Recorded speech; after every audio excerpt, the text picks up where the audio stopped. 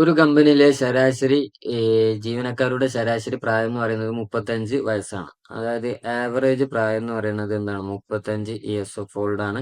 അതിന് പുരുഷന്മാരുടെയും സ്ത്രീകളുടെയും ശരാശരി പ്രായം എന്ന് പറയുന്നത് തന്നിട്ടുള്ളത് 38:33 ആണെന്ന് വിചാരിക്കുക.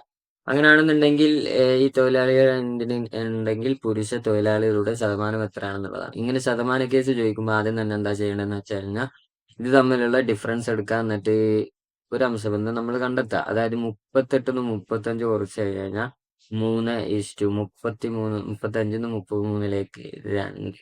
അതായത് 3:2 എന്ന് പറയുന്ന അംശബന്ധത്തിലാണ് സ്ത്രീയും പുരുഷനും ഉള്ളത്. അവിടെ നമ്മൾ എന്താണ് പുരുഷ തൊഴിലാളികളുടെ ശതമാനം എത്രയാണെന്നുള്ളതാണ് ചോദ്യം. അപ്പൊ ആകെ എന്നുള്ളത് 5 പുരുഷ തൊഴിലാളികൾ 3 ഇൻറ്റു 100 ചെയ്യുമ്പോൾ എന്താണ് വരിക? 5 2 20 ഇൻറ്റു 3 60. ഓപ്ഷൻ ബി ആണ് ആൻസർ വരിക. ഇതിങ്ങനെയാണ് എളുപ്പത്തിൽ ചെയ്യുക. എന്തെങ്കിലും വഴി ഉണ്ടെന്നുണ്ടെങ്കിൽ കമന്റ് ചെയ്യുക. എന്തെങ്കിലും പ്രശ്നങ്ങൾ ഉണ്ടെങ്കിൽ കമന്റ് ചെയ്യുക. So by.